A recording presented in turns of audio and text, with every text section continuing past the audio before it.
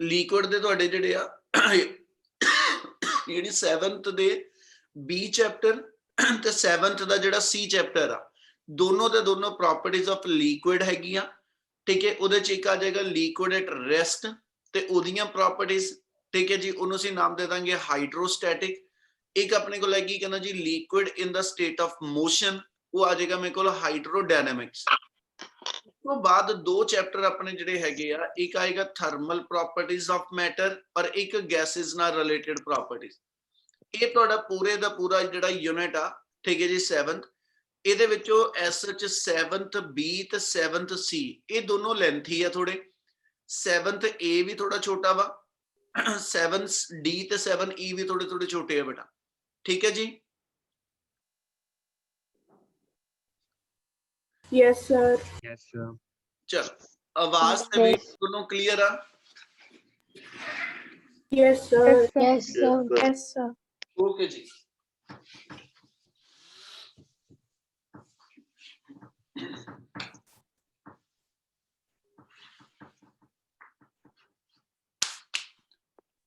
ਚਲੋ ਪੁੱਤ 7th ਏ ਜਿਹੜਾ ਕਰਨ ਲੱਗੇ ਆਪਾਂ ਸੋਲਿਡਸ ਵਾਲਾ ਚੈਪਟਰ ਜਿਹੜਾ ਹੈਗਾ, ਇਹ ਚ ਸ਼ੁਰੂ ਦੇ ਵਿੱਚ ਆਪਣੇ ਕੋਲ ਬਹੁਤ ਸਾਰੀਆਂ ਟਰਮਸ ਆਣੀਆਂ ਵਾ। ਠੀਕ ਹੈ, ਮਤਲਬ ਆਪਾਂ ਆਲਰੇਡੀ ਇਹਨੂੰ ਫਸਟ ਯੂਨਿਟ ਵੇਲੇ ਇੰਟਰੋਡਕਸ਼ਨ ਜਦੋਂ ਆਪਾਂ ਡਾਇਮੈਂਸ਼ਨਸ ਵਾਲਾ ਚੈਪਟਰ ਕੀਤਾ ਸੀਗਾ, ਉਹ ਚ ਐਕਸਪਲੇਨ ਵੀ ਕੀਤਾ ਸੀਗਾ। ਠੀਕ ਹੈ ਜੀ, ਤੇ ਹੁਣ ਉਹੀ ਸੇਮ ਚੀਜ਼ ਆਪਣੀ ਜਿਹੜੀ ਆ ਉਹ ਇਸ ਚੈਪਟਰ ਚ ਆਪਾਂ ਚੁੱਕੀ ਸੀ ਤੇ ਉਹਨੂੰ ਦੁਬਾਰਾ ਕਰਨ ਲੱਗੇ ਸ਼ੁਰੂ ਆਪਾਂ। ਠੀਕ ਹੈ, ਤੇ ਐਸ ਐਚ ਜਿੱਥੋਂ 7th ਚੈਪਟਰ ਸ਼ੁਰੂ ਹੋਣਾ ਤੁਹਾਡਾ, ਉਹ ਚ ਆਪਣੇ ਕੋਲ ਟਰਮ ਆ ਜਾਣੀਆਂ ਜਿਹੜੀਆਂ। ਠੀਕ ਹੈ, 7th A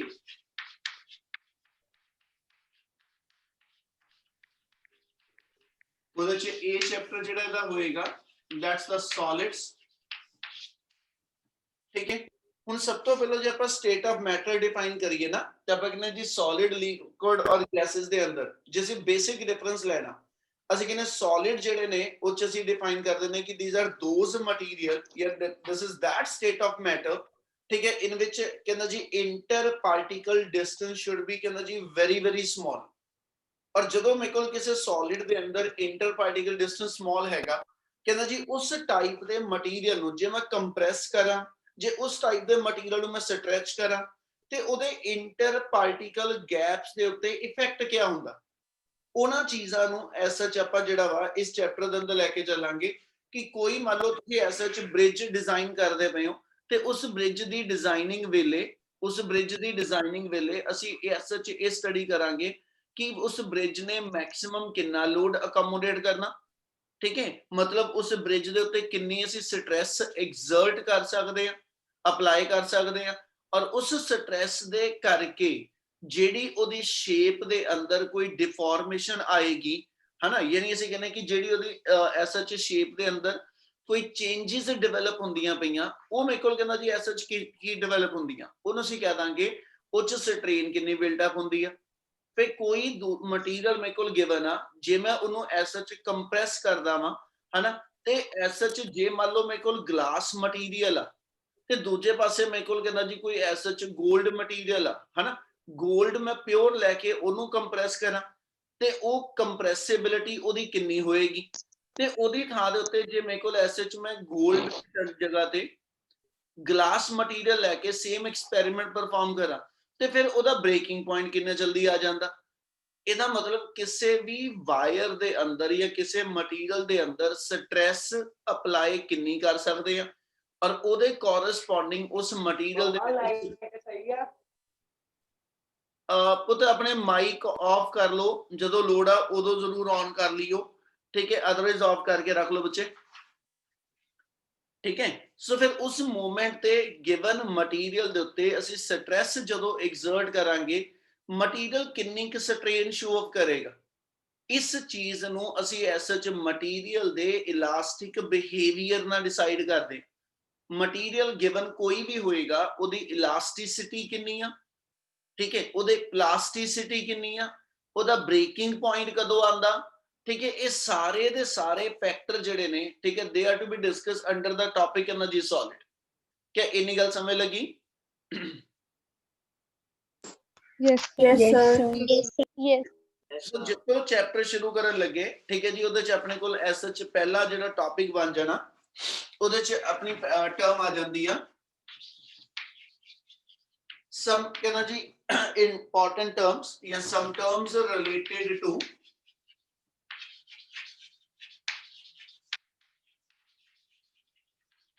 some terms related to elasticity। तो सब तो पहला वर्ड आप ऐसा च लेके चलांगे दे अंदर कहना जी डिफॉर्मिंग फोर्स किन्हों कहिए डिफॉर्मिंग फोर्स की आ जाएगी डिफॉर्मिंग फोर्स तो बाद आ जाएगा अपने को मटीरियल दी इलास्टिसिटी की है और इना ध्यान रखियो टर्म सिर्फ समझन वालियां वा ठीक है जी के बुक दे विच या नोट्स चो रीड आउट करनी है तुसी ठीक है सेकंड टर्म आ जाएगी इलास्टिसिटी ठीक है थर्ड आ जाएगी परफेक्ट इलास्टिक बॉडी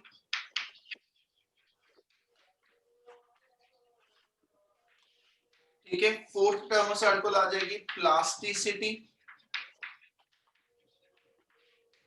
ठीक है प्लास्टिसिटी आ जाओ और फिर अपने को आ जाएगा ऐसे में ना परफेक्ट प्लास्टिक बॉडी तो पहला वर्ड तो लेंगे डिफॉर्मिंग फोर्स है ना कहना बच्चे डिफॉर्मिंग फोर्स किन्हों डिफाइन करिए कहना the force which will applied over the given body to deform the shape of the body मतलब तुसी बॉडी दे उत्ते जेकर कोई फोर्स लगा रहे हो मेरे हाथ कोई स्पंज दा पीस आ मेरे हाथ कोई एक कहना जी ऐसा च मान लो आ पेन गिवन हैगा है ना मैं इस बॉडी दे उत्ते आ जिहड़ी फोर्स लगा रहा जिन्ना मैं इहदी शेप नु डिफॉर्म करन दी कोशिश कर रहा ठीक है that force applied over the body ठीक है that is to be called as the कहना जी डिफॉर्मिंग फोर्स और जदों बॉडी दे उत्ते ਅਸੀਂ फोर्स अप्लाई करदे आ ਉਹਦੇ ਕਿਸੇ ਗਿਵਨ ਏਰੀਆ ਦੇ ਉੱਤੇ ਤੇ basically we define we are applying the stress over the body ਹੁਣ ਜਦੋਂ ਬੋਡੀ ਤੇ ਡਿਫਾਰਮਿੰਗ ਫੋਰਸ ਅਪਲਾਈ ਕੀਤੀ ਠੀਕ ਹੈ ਇਹਦੇ ਕਰਕੇ ਅਸੀਂ ਕਹਿੰਦੇ ਜੀ ਬੋਡੀ ਤੇ ਕੀ ਇਫੈਕਟ ਆਏਗਾ ਬੋਡੀ 'ਚ ਕੀ ਚੇਂਜਸ ਆਣਗੀਆਂ ਹਨਾ ਉਹਨੂੰ ਅਸੀਂ ਐਸ ਸੱਚ ਕਹਿੰਦੇ ਜੀ ਜਦੋਂ ਸਟੱਡੀ ਕਰਦੇ ਤੇ ਫਿਰ ਉਦੋਂ ਬੋਡੀ ਦਾ ਬਿਹੇਵੀਅਰ ਜਿਹੜਾ ਵਾ ਮਤਲਬ ਬੋਡੀ ਦੇ ਅੰਦਰ ਜਿਹੜੇ ਬੌਂਡਸ ਨੇ ਉਹਦਾ ਬਿਹੇਵੀਅਰ ਜਿਹੜਾ ਉਹ ਡਿਸਾਈਡ ਕਰੇਗਾ ਕਿ after the removal of deforming force from the body after the removal of deforming force from the body कहना जी how the body will react body react किदा करदी है मेरी कोई एक एग्जांपल कोड कर रहा मान लो मेरे को एक कोई पिलो गिवन आ सॉफ्ट पिलो गिवन आ मैं ਉਹਨੂੰ ਐਸਾ ਕਹਿੰਦਾ ਜੀ ਫੋਲਡ ਕਰਕੇ ਉਹਨੂੰ ਇੱਕ ਥ੍ਰੈਡ ਨਾਲ ਨੋਟ ਬੰਨ ਦਿੱਤੀ ਠੀਕ ਹੈ ਇਹਦੇ ਨਾਲ ਮੈਂ ਇਹ ਉਹਦੇ ਤੇ ਡਿਫਾਰਮਿੰਗ ਫੋਰਸ ਲਗਾ ਕੇ ਉਹਦੀ ਮੈਂ ਸ਼ੇਪ ਚੇਂਜ ਕਰ ਲਈ ਹੁਣ ਜਿੱਦਾਂ ਹੀ ਮੈਂ ਨੋਟ ਖੋਲਾਂਗਾ what we observe कहना जी that pillow instantly come to the original position पर जे मेरे को कोई होर मटीरियल होएगा जिहड़ा लैस इलास्टिक नेचर दा होएगा जदों मैं नॉट खोलांगा that take some time to return to the original है ना ओरिजिनल चो भी आ गया ओरिजिनल च पहली बॉडी भी आ गई बट एक बॉडी जिहड़ी आ वो इंस्टेंट रिस्पोंड करदी पई और एक बॉडी मेरे को जिहड़ी आ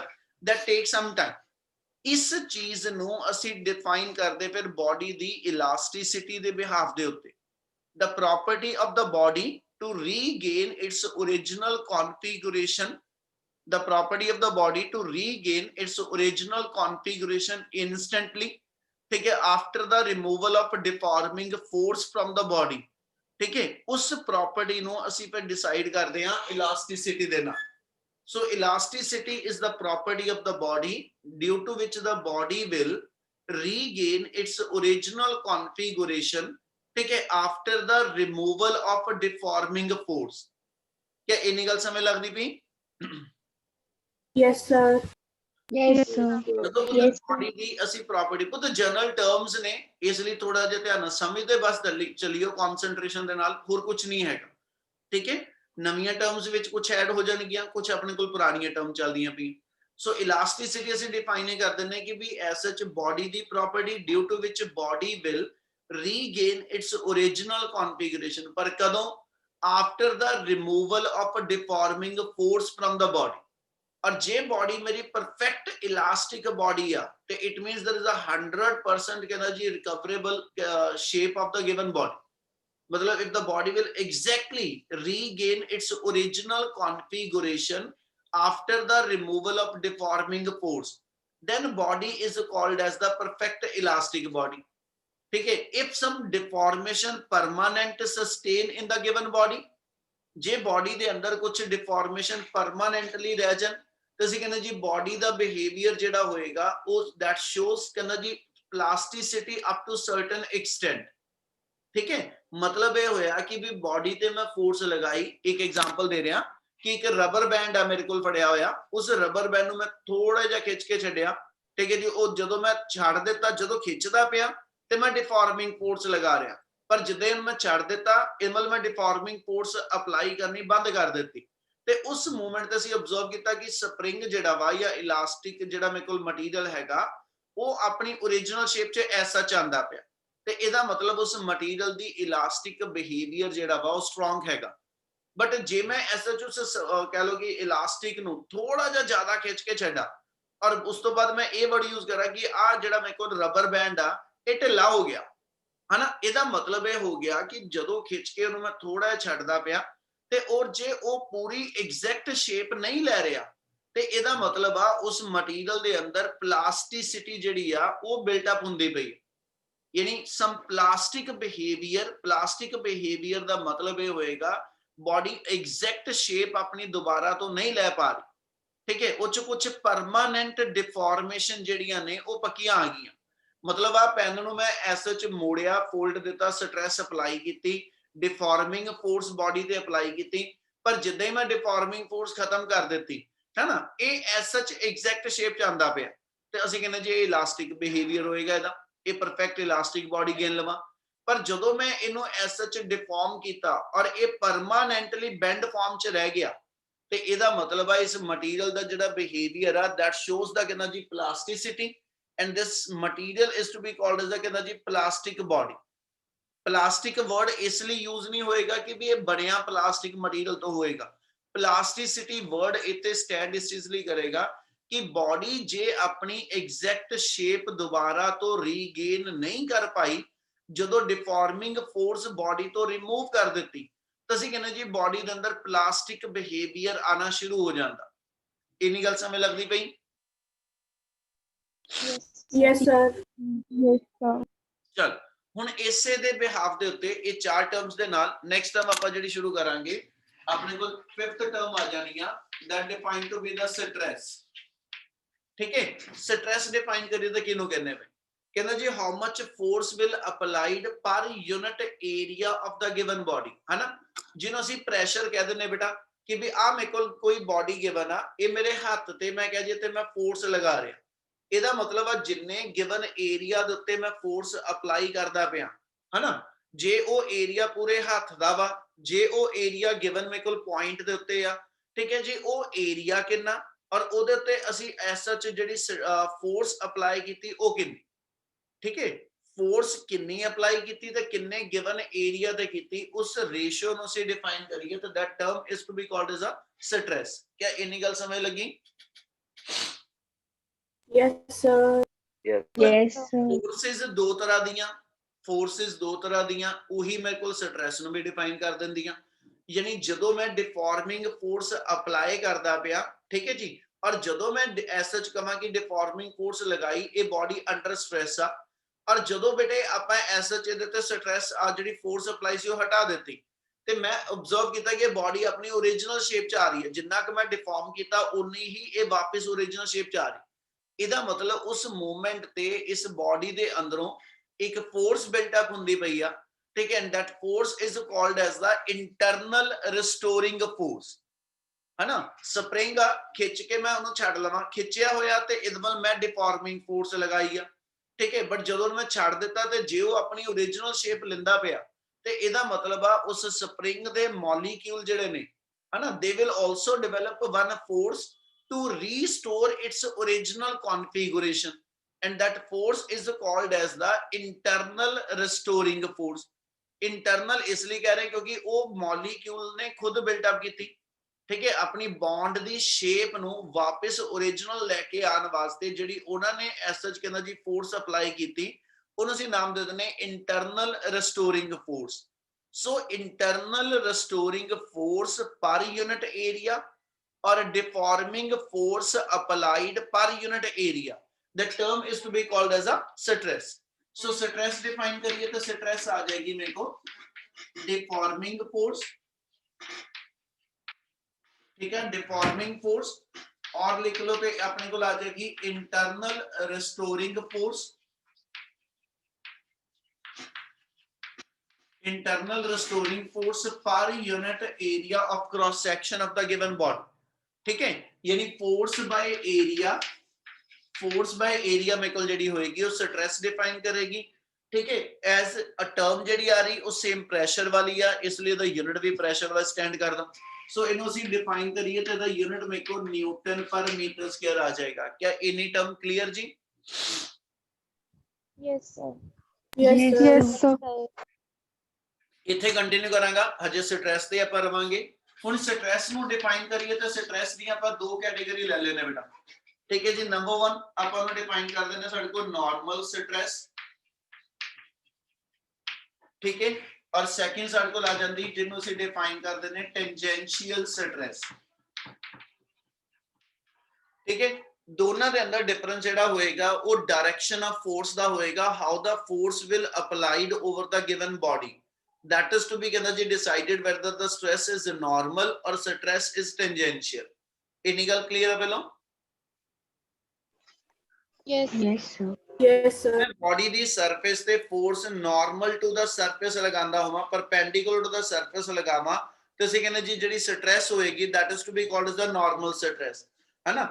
फॉर एग्जांपल ਆਪਾਂ ਡਿਫਾਈਨ ਕਿਦਾਂ ਕਰਦੇ ਨੇ ਕਿ ਵੀ ਤੁਹਾਡੇ ਕੋਲ ਇੱਕ ਕੋਈ ਆ ਵਾਇਰ ਗਿਵਨ ਆ, ਆਪਣੇ ਕੋਲ ਇੱਕ ਕੋਈ ਵਾਇਰ ਗਿਵਨ ਆ, ਇਸ ਵਾਇਰ ਦੇ ਇਸ ਕ੍ਰਾਸ ਸੈਕਸ਼ਨ ਦੇ ਉੱਤੇ ਜੇ ਮੈਂ ਐਸ ਸੱਚ ਫੋਰਸ ਅਪਲਾਈ ਕਰਾਂ which is acting perpendicular to the given surface, यानी आ क्रॉस सैक्शनल एरिया दे उत्ते इस क्रॉस सैक्शनल एरिया दे फोर्स जेडी आ वो normal to the cross section apply करदा होवा ते ओदो जेडी स्ट्रेस है that is to be called as the normal stress.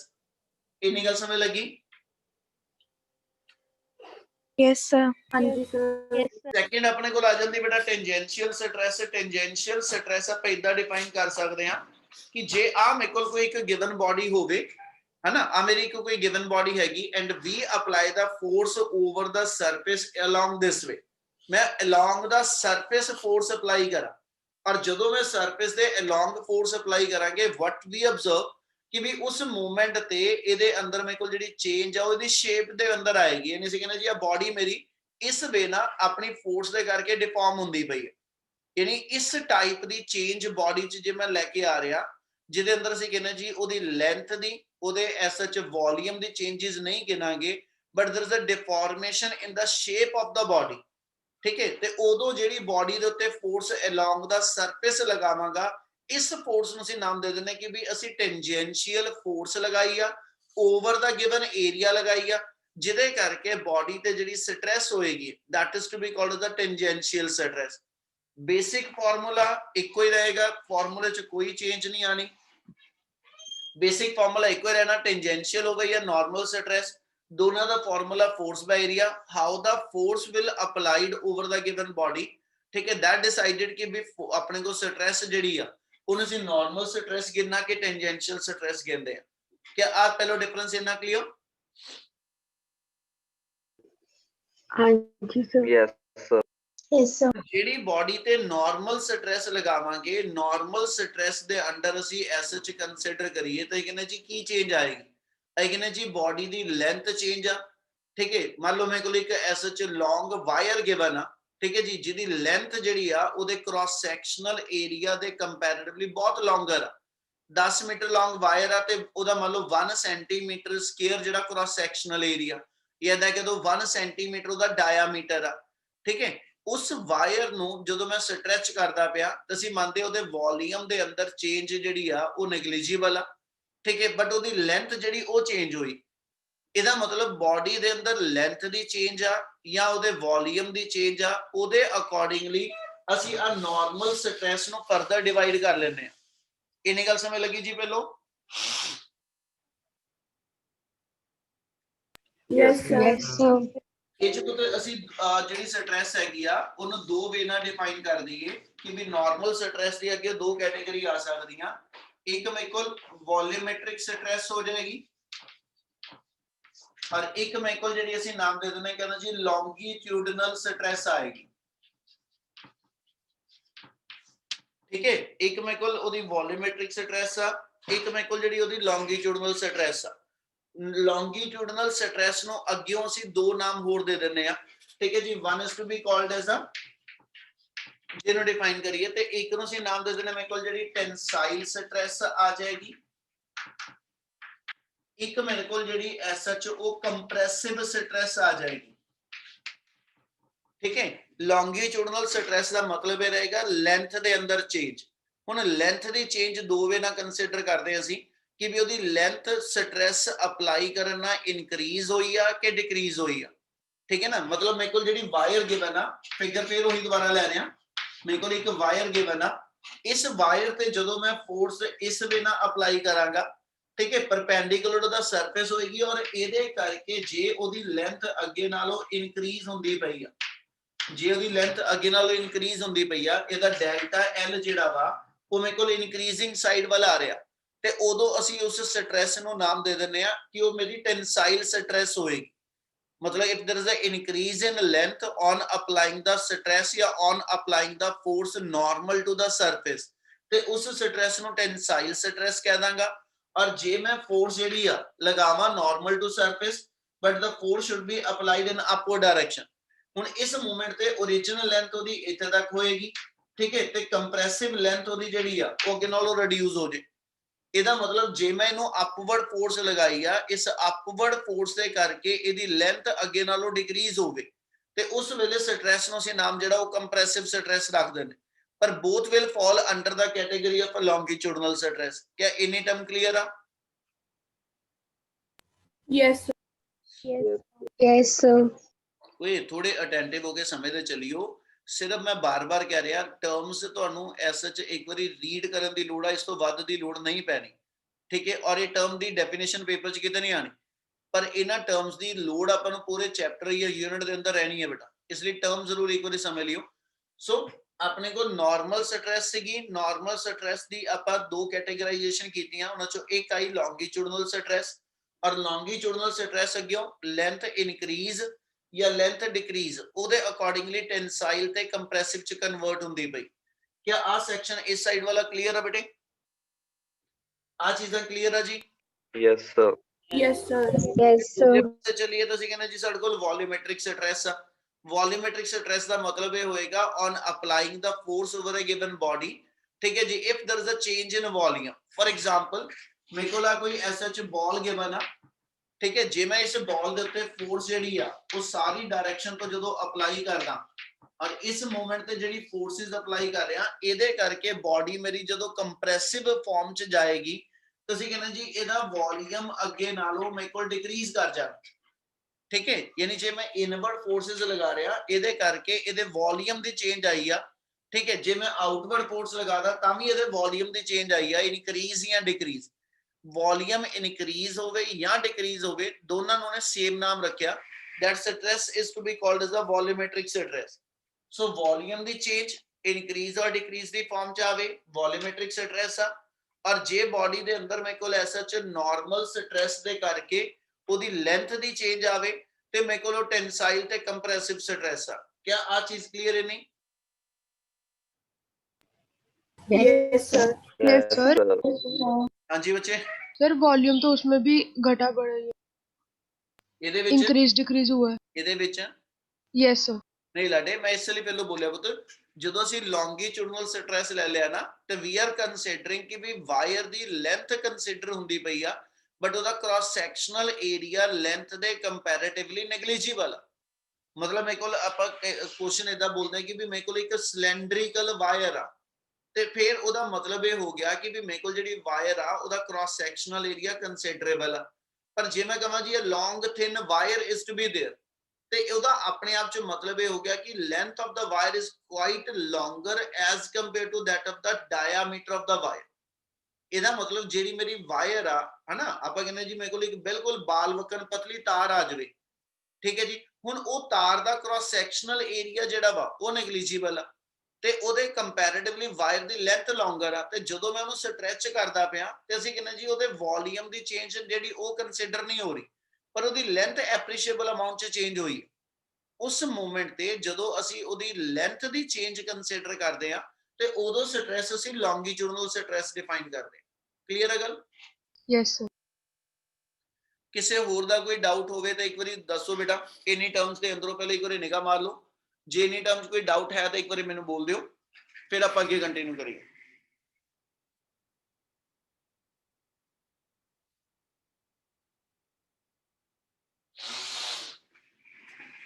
हाँ जी, क्लियर है ना? Yes, sir. Yes, sir. Yes. ਹੁਣ ਇਸੇ ਦੇ ਵਿੱਚ ਹੀ ਆਪਣੇ ਕੋਲ ਟੈਂਜੈਂਸ਼ੀਅਲ ਸਟ੍ਰੈਸ ਉਹ ਤੁਹਾਨੂੰ ਦੱਸਦਾ ਵੀ ਹਟਿਆ। ਜੇ ਇਥੇ ਫਿਗਰ ਵਾਈਜ਼ ਚੱਲੀਏ ਬੇਟਾ ਤੇ ਟੈਂਜੈਂਸ਼ੀਅਲ ਸਟ੍ਰੈਸ ਨੂੰ ਆਪਾਂ ਫਿਗਰ ਵਾਈਜ਼ ਇਦਾਂ ਡਿਫਾਈਨ ਕਰ ਸਕਦੇ ਹਾਂ ਕਿ ਤੁਹਾਡੇ ਕੋਲ ਇੱਕ ਮੰਨ ਲਓ ਕਿਊਬਿਕਲ ਸ਼ੇਪ ਚ ਬਾਡੀ ਆ ਕੋਈ,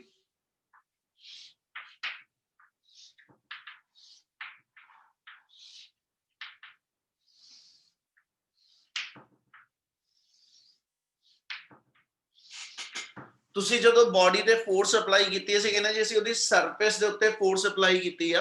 ਠੀਕ ਹੈ, ਮੈਂ ਐਗਜ਼ਾਮਪਲ ਅੱਗੇ ਵੀ ਦਿੱਤੀ, ਸੇਮ ਉਹੀ ਰਿਪੀਟ ਕਰ ਰਿਹਾ। ਆ ਮੰਨ ਲਓ ਮੇਰੇ ਕੋਲ ਇੱਕ ਕੋਈ ਚੌਕ ਬਾਕਸ ਹੈਗਾ ਕਿਊਬਿਕਲ ਸ਼ੇਪ ਦੇ ਅੰਦਰ, ਇਹਦੀ ਆ ਸਰਫੇਸ ਦੇ ਉੱਤੇ ਇਹਦੇ ਬਾਟਮ ਸਰਫੇਸ ਨੂੰ ਮੈਂ ਜਿਹੜਾ ਵਾ ਆ ਜਿਹੜਾ ਇਹਦਾ ਬਾਟਮ ਸਰਫੇਸ ਇਹਨੂੰ ਮੈਂ ਫਿਕਸ ਕਰ ਲਿਆ, ਇਹ ਮੂਵ ਨਹੀਂ ਕਰੇਗਾ। ਤੇ ਇਹਦੇ ਬਾਟਮ ਫੇਸ ਨੂੰ ਫਿਕਸ ਕਰਕੇ ਇਹਦੇ ਟੌਪ ਫੇਸ ਤੇ ਜੇ ਮੈਂ ਇਧਰ ਹੌਰੀਜ਼ੌਂਟਲ ਡਾਇਰੈਕਸ਼ਨ ਚ ਫੋਰਸ ਅਪਲਾਈ ਕਰਾਂ, ਪਰ ਕਹਿੰਦਾ ਜੀ along the tangent to the surface, ਤੇ we said ਇਹਦੇ ਸਰਫੇਸ ਤੇ ਫੋਰਸ ਅਪਲਾਈ ਕਰਨ ਨਾਲ ਠੀਕ ਹੈ ਇਹਦੀ ਫੇਸ ਜਿਹੜਾ ਵਾ ਆ ਉੱਪਰਲਾ ਫੇਸ ਮੂਵੇਬਲ ਆ, ਇਹ ਆਪਣੀ ਪੋਜੀਸ਼ਨ ਤੋਂ ਜਦੋਂ ਡਿਸਪਲੇਸ ਕਰੇਗਾ, ਠੀਕ ਹੈ ਇਹ ਆਪਣੀ ਪੋਜੀਸ਼ਨ ਤੋਂ ਜਦੋਂ ਫਾਰਵਰਡ ਡਾਇਰੈਕਸ਼ਨ ਚ ਡਿਸਪਲੇਸ ਕਰੇਗਾ ਉਦੋਂ ਜਿਹੜੀ ਬਾਡੀ ਤੇ ਸਟ੍ਰੈਸ ਅਪਲਾਈ ਹੁੰਦੀ ਆ ਉਹਨੂੰ ਅਸੀਂ ਨਾਮ ਦਿੰਦੇ ਕਿ ਉਹ ਟੈਂਜੈਂਸ਼ੀਅਲ ਸਟ੍ਰੈਸ ਆ। ਫਿਗਰ ਵਾਈਜ਼ ਬੋਲੀਏ ਤਾਂ ਆਪਾਂ ਇਦਾਂ ਕਹਿ ਦਾਂਗੇ ਕਿ ਵੀ ਜੇ ਆ ਫੇਸ ਜਿਹੜਾ AB ਆ, ਜੇ ਆ ਫੇਸ AB ਜਿਹੜਾ ਇਹਦੇ ਤੇ ਫੋਰਸ ਅਪਲਾਈ ਕਰਨ ਨਾਲ ਆ ਬਾਟਮ ਫੇਸ ਅਸੀਂ ਕਹਿੰਦੇ ਜੀ ਫਿਕਸਡ ਹੈਗਾ, ਬਾਟਮ ਫੇਸ ਨੂੰ ਅਸੀਂ ਫਿਕਸ ਕਰਦੇ ਪਏ ਤੇ ਟੌਪ ਫੇਸ ਤੇ ਜਦੋਂ ਫੋਰਸ ਅਪਲਾਈ ਕੀਤੀ ਤੇ ਇਹਦਾ ਫੇਸ ਜਿਹੜਾ ਵਾ ਉਹ A ਤੋਂ A ਡੈਸ਼ B ਤੋਂ B ਡੈਸ਼ ਇਹਦੇ ਆ ਜਿਹੜਾ ਇਹਦਾ ਫੇਸ CD ਹੋਏਗਾ, ਠੀਕ ਹੈ ਇਹ C ਤੋਂ C ਡੈਸ਼ ਤੇ ਇਧਰੋਂ ਮੇਰੇ ਕੋਲ ਕਹਿੰਦਾ ਜੀ SH D ਡੈਸ਼। ਇਸ ਵੇ ਨਾ ਆ ਫੇਸ ਆਪਣੀ ਥਾਂ ਤੋਂ ਜਦੋਂ ਡਿਸਪਲੇਸ ਕਰੇਗਾ ਇੱਥੇ ਕੁਝ ਡਿਫਾਈਨ ਕਰ ਦਾਂਗੇ। ਤੇ ਜੇ ਮੈਂ ਇਹਨੂੰ ਲੈ ਕੇ SH ਦੀ ਫਿਗਰ ਬਿਲਟ ਅਪ ਕਰਾਂ,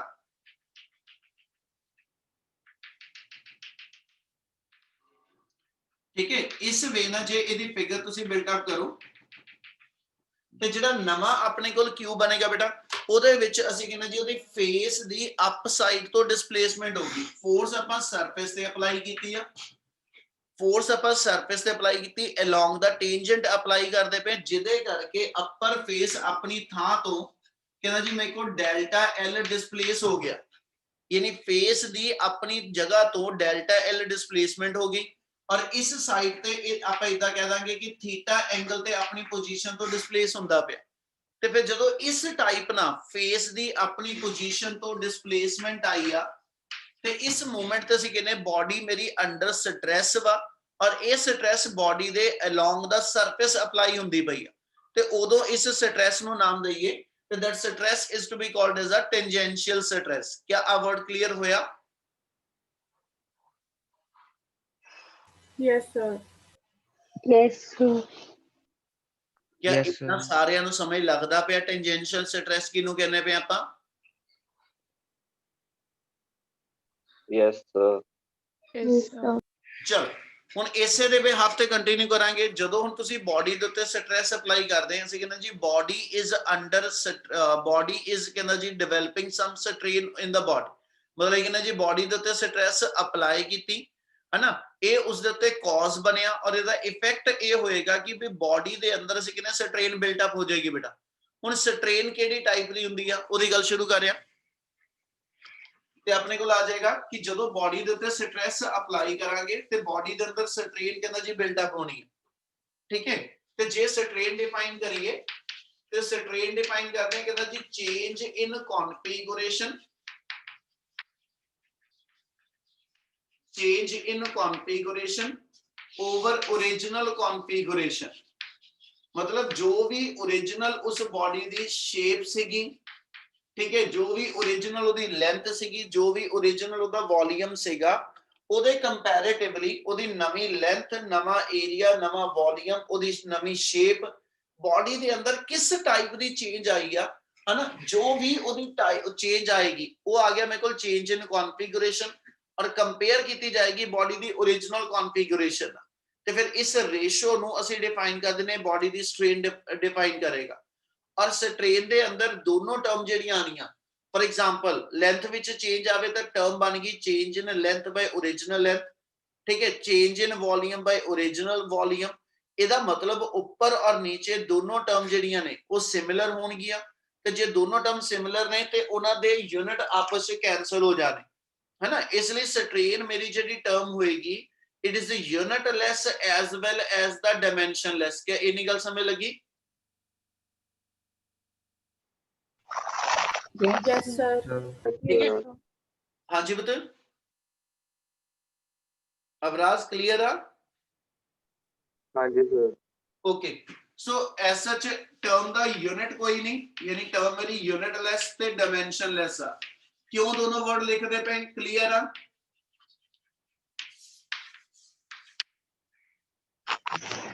Yes, sir.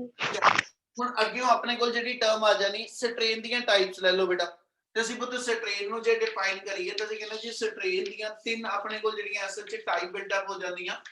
Number 1 is to be called as a longitudinal strain, एक मेरी longitudinal strain आ जाएगी। Second one is to be called as a volumetric strain, और थर्ड मेरे को आ जाएगी जिन्हों से नाम दे देने shear strain। ठीक है, shear strain ਜਿਹੜੀ ਆ ਦੋ ਟਾਈਪ ਦੀ ਸਟ੍ਰੇਨ ਆਏਗੀ ਇਹਨਾਂ ਦੋਨੋਂ ਟਾਈਪ ਦੀ ਸਟ੍ਰੇਨ ਲਈ ਜਿਹੜੀ ਸਟ੍ਰੈਸ ਰਿਸਪੌਂਸਿਬਲ ਆ ਉਹ ਮੇਰੇ ਕੋਲ ਐਸਐਚ ਨਾਰਮਲ ਸਟ੍ਰੈਸ ਆ। ठीक है, और ਜਿਹੜੀ shear strain ਆਏਗੀ ਇਹਦੇ ਲਈ ਮੇਰੇ ਕੋਲ ਜਿਹੜਾ ਰਿਸਪੌਂਸਿਬਲ ਟਰਮ ਆ ਉਹ ਮੇਰੇ ਕੋਲ ਬਾਡੀ ਦੀ ਟੈਂਜੈਂਸ਼ੀਅਲ ਸਟ੍ਰੈਸ ਆ। ਯਾਨੀ ਜਦੋਂ ਬਾਡੀ ਦੇ ਉੱਤੇ ਟੈਂਜੈਂਸ਼ੀਅਲ ਸਟ੍ਰੈਸ ਲਗਾਵਾਂਗੇ ਉਹਦੇ ਕਰਕੇ ਸਟ੍ਰੇਨ ਹਮੇਸ਼ਾ shear strain ਕੰਸੀਡਰ ਹੋਏਗੀ ਤੇ ਜਦੋਂ ਬਾਡੀ ਤੇ ਨਾਰਮਲ ਸਟ੍ਰੈਸ ਲਗਾਵਾਂਗੇ ਉਦੋਂ ਬਾਡੀ ਦੇ ਅੰਦਰ ਲੌਂਗੀਟਿਊਡਨਲ ਤੇ ਵੋਲੂਮੈਟ੍ਰਿਕ ਸਟ੍ਰੇਨ ਆਏਗੀ। क्या ਇੰਨੀ ਗੱਲ ਸਮਝ ਲੱਗ ਰਹੀ ਪਹਿਲੋਂ? Yes, sir. चलो Yes. लॉन्गिट्यूडनल स्ट्रेन डिफाइन करिए, लॉन्गिट्यूडनल स्ट्रेन डिफाइन करिए ते longitudinal strain the change in length by original length. ठीक है, बॉडी दी कितनी लेंथ चेंज हुई और ओदी ओरिजिनल लेंथ कितनी सीगी एदी रेशियो नु सी लॉन्गिट्यूडनल स्ट्रेन डिफाइन कर दे। वॉल्यूमेट्रिक स्ट्रेन आ जाएगी change in volume by original volume, body दा ओरिजिनल वॉल्यूम कितना और ओदा बॉडी दा वॉल्यूम चेंज कितना होया एदी रेशियो वॉल्यूमेट्रिक स्ट्रेन डिफाइन करेगी। और वो तो shear strain किनु कमा shear strain वाली टर्म ਨੂੰ ਸਮਝਿਓ ਇਸ ਫਿਗਰ ਤੋਂ ਦੁਬਾਰਾ ਅਸੀਂ ਕਹਿੰਦੇ ਕਿ ਵੀ ਜਦੋਂ ਐਸਐਚ ਦੇ ਆ ਲੋਅਰ ਫੇਸ ਨੂੰ ਮੈਂ ਫਿਕਸ ਕੀਤਾ ਔਰ ਅਪਰ ਫੇਸ ਤੇ ਮੈਂ ਫੋਰਸ ਲਗਾ ਕੇ ਇਹਨੂੰ ਡਿਸਪਲੇਸ ਕੀਤਾ ਤਾਂ ਅਸੀਂ ਕਹਿੰਦੇ ਜੀ ਫੇਸ ਦੀ ਆਪਣੀ ਪੋਜੀਸ਼ਨ ਤੋਂ ਡਿਸਪਲੇਸਮੈਂਟ ਡੈਲਟਾ ਐਲ ਹੋਈ ਔਰ ਜਿਹੜਾ ਮੂਵੇਬਲ ਤੇ ਜਿਹੜਾ ਫਿਕਸਡ ਫੇਸ ਹੈਗਾ ਇਹਨਾਂ ਦੋਨਾਂ ਦੇ ਵਿੱਚ ਜਿਹੜਾ ਪਰਪੈਂਡੀਕੂਲਰ ਡਿਸਟੈਂਸ ਹੋਏਗਾ ਇਹਨਾਂ ਦੋਨਾਂ ਫੇਸਿਸ ਦੇ ਅੰਦਰ ਮੂਵਡ ਫੇਸ ਤੇ ਜਿਹੜਾ ਫਿਕਸਡ ਫੇਸ ਆ ਇਹਨਾਂ ਦੋਨਾਂ ਵਿੱਚ ਜਿਹੜਾ ਪਰਪੈਂਡੀਕੂਲਰ ਡਿਸਟੈਂਸ ਹੋਏਗਾ ਉਹ ਮੇਰੇ ਕੋਲ ਆ AK ਆ ਜੋ ਜਿੰਨੀ ਆ ਲੈਂਥ ਹੋਏਗੀ ਇਹ ਮੇਰੇ ਕੋਲ ਐਸਐਚ ਉਸ ਪਰਪੈਂਡੀਕੂਲਰ ਡਿਸਟੈਂਸ ਨੂੰ ਸ਼ੋ ਆਫ ਕਰੇਗਾ।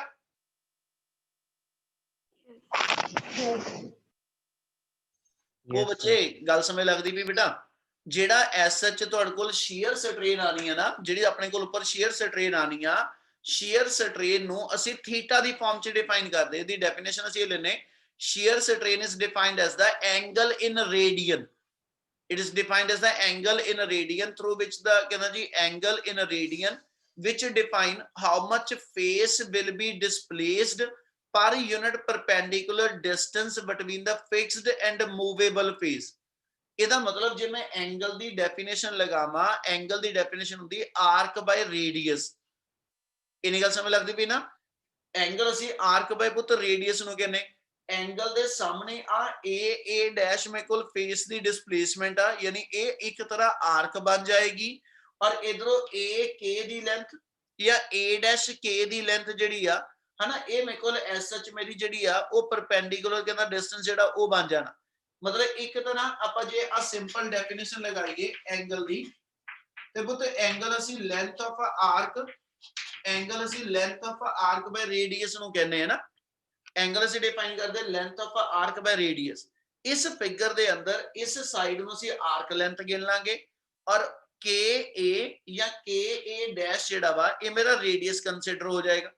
ਹੁਣ ਆਪਣੇ ਕੋਲ KA ਜਿਹੜਾ ਵਾ ਇਹ ਪਰਪੈਂਡੀਕੂਲਰ ਡਿਸਟੈਂਸ ਬਣਦਾ ਪਿਆ between the movable face and the fixed face. ਇਹਦਾ ਮਤਲਬ ਆ ਐਂਗਲ ਦੀ ਫਾਰਮ ਚ ਜਦੋਂ ਮੈਂ ਸਟ੍ਰੇਨ ਬਿਲਟ ਅਪ ਕਰਾਂਗਾ ਇਹਨੂੰ ਅਸੀਂ ਇਦਾਂ ਲਿਖ ਦਾਂਗੇ ਸ਼ੀਅਰ ਸਟ੍ਰੇਨ ਵਾਸਤੇ theta equal to delta L by L। ਹੁਣ ਜੇ ਧਿਆਨ ਦਿਓ ਤੇ ਇੱਧਰ ਵੀ ਡੈਲਟਾ L ਬਾਈ L ਆ ਤੇ ਆ ਵੀ ਡੈਲਟਾ L ਬਾਈ L, ਪਰ ਇੱਕ ਫਰਕ ਆ ਇੱਥੇ ਡੈਲਟਾ L ਬਾਈ L ਮੈਨੂੰ ਕੀ ਸ਼ੋ ਆਫ ਕਰਦਾ ਪਿਆ ਕਿ ਗਿਵਨ ਵਾਇਰ ਦੇ ਅੰਦਰ ਆ ਤੁਹਾਡੇ ਕੋਲ ਕੋਈ ਵਾਇਰ ਗਿਵਨ ਆ, ਇਸ ਗਿਵਨ ਵਾਇਰ ਦੇ ਅੰਦਰ ਜਦੋਂ ਤੁਸੀਂ ਇਸ ਕ੍ਰਾਸ ਸੈਕਸ਼ਨ ਤੇ ਫੋਰਸ ਅਪਲਾਈ ਕੀਤੀ, ਠੀਕ ਹੈ, ਇਹਦੇ ਕਰਕੇ ਵਾਇਰ ਦੀ ਜਿਹੜੀ ਲੈਂਥ ਦੇ ਅੰਦਰ ਚੇਂਜ ਆਈ ਆ, ਵਾਇਰ ਦੀ ਲੈਂਥ ਆਪਣੀ ਥਾਂ ਤੋਂ ਕਿੰਨਾ ਚੇਂਜ ਹੋਈ, ਆ ਮੇਰੀ ਡੈਲਟਾ L ਆ ਜਾਏਗੀ ਔਰ ਇੰਨੀ ਮੇਰੀ ਵਾਇਰ ਦੀ ओरिजिनल ਲੈਂਥ ਆ। ਸੋ ਚੇਂਜ ਇਨ ਲੈਂਥ ਜਿਹੜੀ ਹੋਈ, ਇਨਕਰੀਜ਼ ਜਾਂ ਡਿਕਰੀਜ਼ ਇਨ ਲੈਂਥ ਜਿਹੜੀ ਹੋਈ, ਠੀਕ ਹੈ, ਪਰ ਯੂਨਿਟ ओरिजिनल ਲੈਂਥ ਇਹ ਮੇਰੇ ਕੋਲ ਐਸ ਸੱਚ ਲੌਂਗੀਟਿਊਡਨਲ ਸਟ੍ਰੇਨ ਡਿਫਾਈਨ ਕਰਦੀ ਆ, ਪਰ ਬਾਡੀ ਦੇ ਫੇਸ ਦੀ ਡਿਸਪਲੇਸਮੈਂਟ ਕਿੰਨੀ and per unit original distance between the two faces ਹਨਾ, ਇਹਦੀ ਰੇਸ਼ੋ ਮੇਰੇ ਕੋਲ ਜਿਹੜੀ ਐਸ ਸੱਚ ਸ਼ੀਅਰ ਸਟ੍ਰੇਨ ਡਿਫਾਈਨ ਕਰਦੀ ਆ।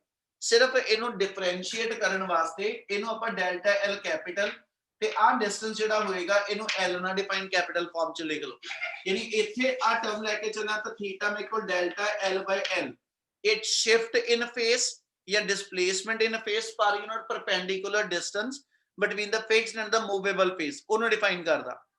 ਕਿਆ ਤਿੰਨ ਟਾਈਪ ਦੀ ਸਟ੍ਰੇਨ ਸਮਝ ਲੱਗੀ ਬੱਚੇ? Yes, sir. Yes, sir. Yes, sir. Stress ਕੀ ਹੁੰਦੀ ਆ ਔਰ ਸਟ੍ਰੈਸ ਦੇ ਕਰਕੇ ਬਾਡੀ 'ਚ ਸਟ੍ਰੇਨ ਜਦੋਂ ਬਿਲਟ ਅਪ ਹੁੰਦੀ, ਕਿਆ ਸਟ੍ਰੈਸ ਔਰ ਸਟ੍ਰੇਨ ਇਹ ਦੋ ਟਰਮ ਕਲੀਅਰ ਜੀ? Yes, sir. Yes, sir. ਇੰਨੇ ਪੋਰਸ਼ਨ ਕੋਈ ਡਾਊਟ ਹੈ ਇੱਕ ਵਾਰੀ ਦੱਸ ਦਿਓ ਬੇਟਾ।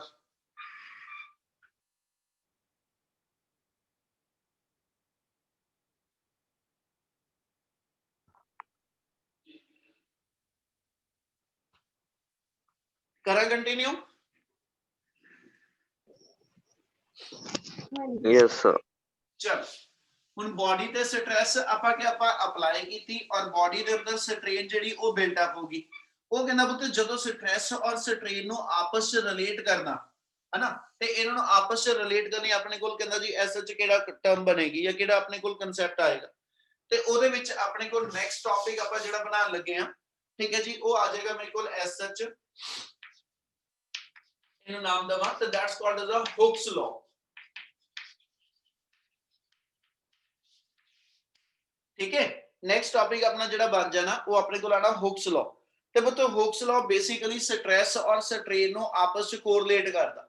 ਇਸ ਰਿਲੇਸ਼ਨ ਦੇ ਅਕੋਰਡਿੰਗ ਅਸੀਂ ਇਹ ਡਿਫਾਈਨ ਕਰਦੇ ਨੇ ਕਿ strain produced in the given material, strain produced in the given material is always directly proportional to stress applied over the given material।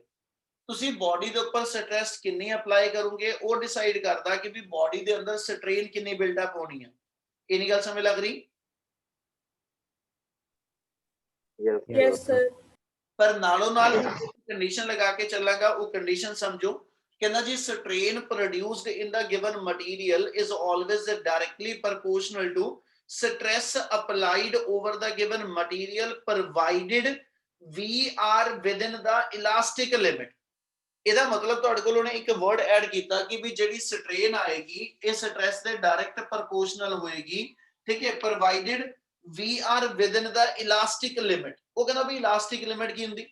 The elastic limit is defined to be the limit up to which when we apply the stress over the given body, then body should regain its exact original configuration after the removal of a deforming force from the given body।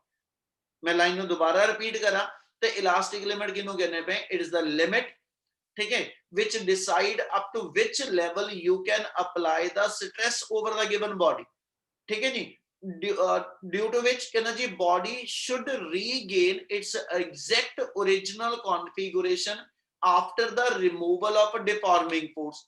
मेरे को फिर वही एक example लवांगा, एक rubber band given आ, मैं उन्हें थोड़ा जिहा स्ट्रेच किया, छड़ दिता ਤੇ ਮੈਂ ਨੋਟ ਕੀਤਾ ਜੀ ਉਹਦੇ ਅੰਦਰ ਕੋਈ ਡਿਫਾਰਮੇਸ਼ਨ ਨਹੀਂ ਆ ਰਹੀ ਹੈ ਨਾ, ਮਤਲਬ ਉਹਦੇ ਜਦੋਂ ਰਿਮੂਵ ਕਰਕੇ ਸਟ੍ਰੈਸ ਨੂੰ, ਮਤਲਬ ਮੈਂ ਹੱਥ ਪਰੇ ਕਰਤੇ ਰਬਰ ਬੈਂਡ ਇੱਥੇ ਰੱਖ ਦਿੱਤਾ ਤੇ ਅਸੀਂ ਅਬਜ਼ਰਵ ਕਰਦੇ ਪਏ ਐਗਜ਼ੈਕਟ ਆਪਣੀ ओरिजिनल ਸ਼ੇਪ ਲੈਂਦਾ ਪਿਆ।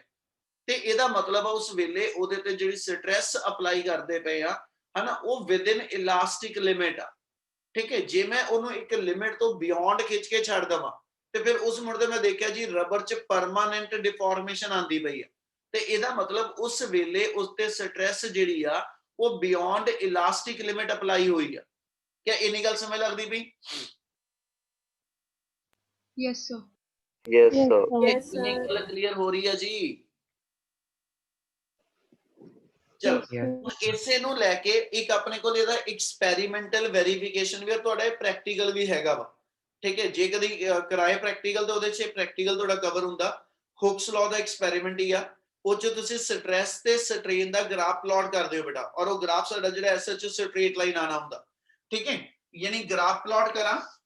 ਠੀਕ ਹੈ ਜੀ, ਦੋ ਵੇਰੀਏਬਲ ਲੈ ਕੇ, ਇੱਕ ਮੇਰੇ ਕੋਲ ਜਦੋਂ ਅਸੀਂ ਬਾਡੀ ਦੇ ਉੱਤੇ ਕਹਿੰਦਾ G S H stress apply ਕਰਦੇ ਤੇ ਬਾਡੀ ਦੇ ਅੰਦਰ ਸਟ੍ਰੇਨ ਮੇਰੇ ਕੋਲ ਬਿਲਟ ਅਪ ਹੁੰਦੀ। ਨਾਰਮਲੀ ਇੱਕ ਲਾਈਨ ਪਹਿਲਾਂ ਦੱਸਾਂ, ਠੀਕ ਹੈ ਜੀ, ਗ੍ਰਾਫ ਜਦੋਂ ਪਲਾਟ ਕਰਦੇ ਇਸ ਸਾਈਡ ਅਸੀਂ ਇੰਡੀਪੈਂਡੈਂਟ ਵੇਰੀਏਬਲ ਲੈਂਦੇ ਆ, ਇਧਰ ਡਿਪੈਂਡੈਂਟ ਹੁੰਦਾ, ਪਰ ਇਸ ਵੇਲੇ ਅਸੀਂ ਰਿਵਰਸ ਵੇਰੀਏਬਲ ਲਿਖੇ ਆ ਸਿਰਫ ਇਹਦੀ ਸਲੋਪ ਨੂੰ ਦੱਸਣ ਵਾਸਤੇ। ਠੀਕ ਹੈ, ਸਟ੍ਰੇਨ ਡਿਪੈਂਡੈਂਟ ਆ, ਸਟ੍ਰੇਨ ਬਾਡੀ 'ਚ ਪ੍ਰੋਡਿਊਸ ਹੋਣੀ ਆ, ਸਟ੍ਰੈਸ ਬਾਡੀ ਤੇ ਅਪਲਾਈ ਕੀਤੀ ਜਾ ਰਹੀ ਆ। ਠੀਕ ਹੈ, ਮਤਲਬ ਇਸ ਤਰ੍ਹਾਂ ਅਸੀਂ ਜੇ ਇਹਨੂੰ ਲੈ ਕੇ ਚੱਲੀਏ ਤੇ ਇਧਰ ਸਟ੍ਰੈਸ ਆਣੀ ਆ ਤੇ ਇਧਰ ਸਟ੍ਰੇਨ ਆ, ਪਰ ਰਿਵਰਸ ਲਿਖਣ ਦਾ ਕਾਰਨ ਆ ਸਿਰਫ ਇੱਕ ਕਿ ਅਸੀਂ ਗ੍ਰਾਫ ਦੀ ਸਲੋਪ ਤੋਂ ਕਿਸੇ ਵੇਰੀਏਬਲ ਨੂੰ ਡਿਫਾਈਨ ਕਰਨਾ ਵਾ, ਇਸ ਲਈ ਆਪਾਂ ਗ੍ਰਾਫ ਇਸ ਵੇ ਨਾਲ ਬਣਾਣੇ ਵੇ। ਇੰਨੀ ਗੱਲ ਸਮਝ ਲੱਗੀ? Yes, sir. Yes, sir. Yes, ਇਹਦਾ sir. ਤੁਹਾਡੇ ਕੋਲ ਐਸਐਚ ਕਹਿੰਦਾ ਜੀ ਉਹ ਬੰਦਾ ਆਪਣੇ ਕੋਲ ਐਕਸਪੈਰੀਮੈਂਟਲ ਸੈਟਅਪ, ਉਹਦੇ ਅੰਦਰ ਪੁੱਤ ਅਸੀਂ ਆ ਦਿਖਾ ਦਿੰਨੇ ਕਿ ਵੀ ਇੱਕ ਸਪਰਿੰਗ ਗਿਵਨ ਆ। ਠੀਕ ਹੈ, ਇਸ ਸਪਰਿੰਗ ਦੇ ਲੋਅਰ ਐਂਡ ਦੇ ਉੱਤੇ ਤੁਸੀਂ ਇੱਕ ਪੈਨ ਅਟੈਚ ਕਰ ਲਿਆ, ਔਰ ਇਹਨੂੰ ਅਸੀਂ ਇੱਕ ਇਧਰੋਂ ਕਹਿੰਦਾ ਜੀ ਜਿਹੜੀ ਐਸਐਚ ਇੱਕ ਸਕੇਲ ਦੇ ਨਾਲ ਅਟੈਚ ਕੀਤਾ ਹੋਏਗਾ। ਠੀਕ ਹੈ, ਯਾਨੀ ਇੱਥੇ ਮੇਰੇ ਕੋਲ ਇੱਕ ਸਕੇਲ ਆ ਜਾਏਗੀ, ਸਕੇਲ ਦੇ ਉੱਤੇ ਅਟੈਚ ਕੀਤਾ ਹੋਇਆ ਇਹਨੂੰ। ਜਦੋਂ ਤੁਸੀਂ ਇਹਨੂੰ ਐਕਸਪੈਰੀਮੈਂਟਲੀ ਕਰਦੇ ਹੋ ਹਨਾ, ਉੱਥੇ ਅਸੀਂ ਵਰਡ ਦੋ ਲੈ ਕੇ ਚੱਲਾਂਗੇ, ਇੱਕ ਲੋਡਿੰਗ ਤੇ ਇੱਕ ਅਨਲੋਡਿੰਗ। ਉਹਦਾ ਮਤਲਬ ਇਹ ਹੋਏਗਾ ਅਸੀਂ ਇਸ ਪੈਨ ਦੇ ਵਿੱਚ ਐਸਐਚ ਸ਼ੁਰੂ 'ਚ ਕੋਈ weight ਜਦੋਂ ਐਡ ਨਹੀਂ ਕੀਤਾ, ਇਸ ਪੁਆਇੰਟਰ ਦੀ ਰੀਡਿੰਗ ਪੜ ਲਾਂਗੇ ਕਿੰਨੀ ਆ। ਉਸ ਤੋਂ ਬਾਅਦ ਜਿੱਦਾਂ ਜਿੱਦਾਂ ਮੈਂ ਪੈਨ 'ਚ weight ਐਡ ਕਰਦਾ ਜਾਵਾਂਗਾ, ਇਹਦਾ ਮਤਲਬ ਇਸ ਸਪਰਿੰਗ ਦੇ ਗਿਵਨ ਕ੍ਰਾਸ ਸੈਕਸ਼ਨਲ ਏਰੀਆ ਦੇ ਉੱਤੇ ਮੈਂ ਫੋਰਸ ਅਪਲਾਈ ਕਰਦਾ ਪਿਆ। ਠੀਕ ਹੈ, ਮੈਂ ਇਹਦੇ ਉੱਤੇ ਸਟ੍ਰੈਸ ਅਪਲਾਈ ਕਰਦਾ ਪਿਆ, ਜਿਹਦੇ ਨਾਲ ਇਹਦੀ ਲੈਂਥ ਜਿਹੜੀ ਆ ਉਹ ਐਕਸਟੈਂਡ ਹੁੰਦੀ ਪਈ। ਉਹਦਾ ਮਤਲਬ ਇਹ ਹੋ ਗਿਆ ਕਿ ਸਟ੍ਰੈਸ ਅਪਲਾਈ ਕਰਨ ਕਰਕੇ ਇਹਦੇ ਵਿੱਚ ਸਟ੍ਰੇਨ ਪ੍ਰੋਡਿਊਸ ਹੋ ਰਹੀ ਆ। ਅਸੀਂ ਨੋਟ ਕਰਾਂਗੇ ਇਹਦੀ ਲੈਂਥ ਦੇ ਅੰਦਰ ਕਿੰਨੀ ਚੇਂਜ ਆਈ ਜਦੋਂ ਮੈਂ ਇਹਦੇ ਅੰਦਰ 10 kgf ਦਾ weight ਐਡ ਕੀਤਾ। ਆਪਾਂ ਇਹਦਾ ਯੂਨਿਟ ਜਿਹੜਾ ਵਾ ਫੋਰਸ ਦਾ ਉਹ ਕਿਲੋਗ੍ਰਾਮ ਫੋਰਸ ਬੋਲਦਾ ਪਿਆ, ਜਿਹੜਾ ਪ੍ਰੈਕਟੀਕਲੀ ਵੀ ਉੱਥੇ ਤੁਹਾਨੂੰ ਮਿਲੇਗਾ। ਠੀਕ ਹੈ, ਮੈਂ ਚ ਕੁਝ ਪੈਨ 'ਚ weight ਐਡ ਕੀਤਾ 1 ਗ੍ਰਾਮ 2 ਗ੍ਰਾਮ 3 ਗ੍ਰਾਮ। ਠੀਕ ਹੈ, ਉਹਦੇ ਅਕੋਰਡਿੰਗਲੀ ਇਹਦੇ ਤੇ ਸਟ੍ਰੈਸ ਐਗਜ਼ਰਟ ਹੋਈ, ਸਟ੍ਰੈਸ ਦੇ ਕਰਕੇ ਇਸ ਸਪਰਿੰਗ ਦੇ ਅੰਦਰ ਸਟ੍ਰੇਨ ਪ੍ਰੋਡਿਊਸ ਹੋਈ। ਤੇ ਅਸੀਂ ਨੋਟ ਕਰ ਲਾਂਗੇ ਇਹਦੀ ओरिजिनल ਲੈਂਥ 50 ਸੈਂਟੀਮੀਟਰ ਸੀਗੀ, ਨਵੀਂ ਲੈਂਥ ਇਹਦੀ ਜਿਹੜੀ 52.2 ਸੈਂਟੀਮੀਟਰ ਆ ਗਈ। ਚੇਂਜ ਇਨ ਲੈਂਥ ਕਿੰਨੀ ਉਹ ਨੋਟ ਕਰਦਾ ਜਾਵਾਂਗਾ।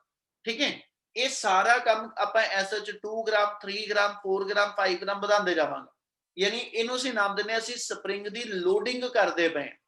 ਠੀਕ ਹੈ, ਲੋਡਿੰਗ ਕਰਦੇ ਹੋਏ ਸਟ੍ਰੈਸ ਵੱਧਦੀ ਗਈ ਔਰ ਉਹਦੇ ਨਾਲ ਸਟ੍ਰੇਨ ਦੀ ਵੈਲਿਊ ਵੀ ਵੱਧਦੀ ਗਈ। ਅਸੀਂ ਨੋਟ ਕਰਦੇ ਜਾਵਾਂਗੇ ਸਟ੍ਰੈਸ ਕਿੰਨੀ ਸੀ, ਸਟ੍ਰੇਨ ਕਿੰਨੀ ਆਈ। ਮੁੜ ਕੇ ਐਸਐਚ ਕੀ ਕਰੋ ਤੁਸੀਂ ਇਸ ਬਾਡੀ ਦੇ ਅੰਦਰ ਕਿ ਵੀ ਅਸੀਂ ਵਿਦ ਇਨ ਇਲਾਸਟਿਕ ਲਿਮਿਟ ਹੈਗੇ ਆ ਕਿ ਨਹੀਂ ਹੈਗੇ, ਉਸ ਚੀਜ਼ ਨੂੰ ਚੈੱਕ ਕਰਨ ਲਈ ਤੁਸੀਂ ਜਿਹੜਾ ਇਹਦੇ ਅੰਦਰ weight ਐਡ ਕੀਤਾ ਸੀ 1 by 1 ਅਸੀਂ ਉਹਨੂੰ ਰਿਮੂਵ ਕਰਾਂਗੇ, ਉਹਨੂੰ ਅਸੀਂ ਨਾਮ ਦਿੰਦੇ ਅਨਲੋਡਿੰਗ। ਠੀਕ ਹੈ, ਮੰਨ ਲਓ ਇਹ 50 ਤੋਂ ਐਕਸਟੈਂਡ ਹੁੰਦੇ ਹੁੰਦੇ 72 ਤੱਕ ਗਿਆ ਸੀ, ਔਰ ਇਧਰੋਂ ਪੈਨ 'ਚ weight ਜਿਹੜਾ ਵਾ ਉਹ 0 ਗ੍ਰਾਮ ਤੋਂ 10 ਗ੍ਰਾਮ ਤੱਕ ਗਿਆ ਸੀ। ਮੈਂ ਵਾਪਸ 10 ਗ੍ਰਾਮ ਦਾ 9 ਗ੍ਰਾਮ ਕਰਾਂਗਾ ਔਰ ਫਿਰ ਰੀਡਿੰਗ ਨੋਟ ਕਰ ਲਾਂਗਾ ਕਿੰਨੀ ਆ। ਠੀਕ ਹੈ ਜੀ, ਫਿਰ ਜਿਹੜੀ 9 ਗ੍ਰਾਮ ਨਾਲ ਲੋਡਿੰਗ ਵੇਲੇ ਸੀਗੀ ਤੇ ਜਿਹੜੀ 9 ਗ੍ਰਾਮ ਹੁਣ ਅਨਲੋਡਿੰਗ ਵੇਲੇ ਆਈ ਆ, ਦੋਨਾਂ ਰੀਡਿੰਗ ਨੂੰ ਅਸੀਂ ਕੰਪੈਰੀਟਿਵ ਕਰਦੇ ਹਾਂ, ਫਿਰ ਅਸੀਂ ਉਹਦੀ ਐਵਰੇਜ ਵੈਲਿਊ ਲੈ ਲੈਨੇ। ਠੀਕ ਹੈ, ਇਹਦੀ 8 ਗ੍ਰਾਮ ਨਾਲ 7 ਗ੍ਰਾਮ ਨਾਲ ਇਹੀ ਅਨਲੋਡਿੰਗ ਦਾ ਪ੍ਰੋਸੈਸ 0 ਗ੍ਰਾਮ ਤੱਕ ਪੇ ਕਰਾਂਗਾ। ਇਹਦਾ ਮਤਲਬ ਜਿਹੜੀ ਡਿਫਾਰਮਿੰਗ ਫੋਰਸ ਮੈਂ ਬਾਡੀ ਤੇ ਅਪਲਾਈ ਕਰਦਾ ਚਲਾ ਗਿਆ, ਉਸ ਡਿਫਾਰਮਿੰਗ ਫੋਰਸ ਨੂੰ 1 by 1 ਕਰਕੇ ਅਸੀਂ ਰਿਮੂਵ ਕਰਦੇ ਚਲੇ ਗਏ। ਔਰ ਫਾਈਨਲੀ ਜਦੋਂ ਅਸੀਂ ਸਟ੍ਰੈਸ ਇਹਦੇ ਅੰਦਰੋਂ 0 ਕੀਤੀ ਤੇ ਜਦੋਂ 50 ਤੋਂ ਸ਼ੁਰੂ ਹੋਏ ਸੀ, ਜੇ ਸਪਰਿੰਗ ਤੁਹਾਡਾ ਐਗਜ਼ੈਕਟ 50 ਵਾਲੀ ਰੀਡਿੰਗ ਦੁਬਾਰਾ ਦਿਖਾ ਰਿਹਾ ਤੇ ਇਹਦਾ ਮਤਲਬ ਇਹ ਹੋ ਗਿਆ ਕਿ we are within the elastic limit.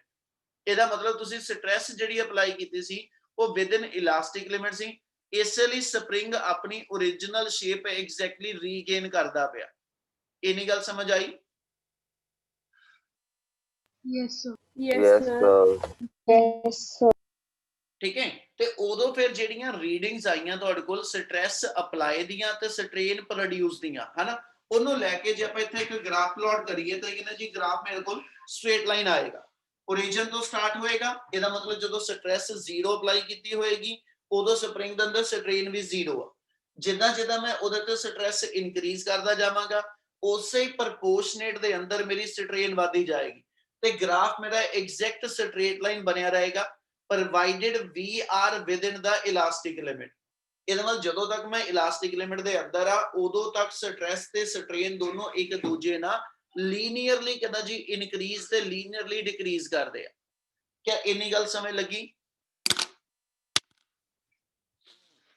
Yes, Yes, sir. sir. ਚਲੋ ਆਪਾਂ ਟੌਪਿਕ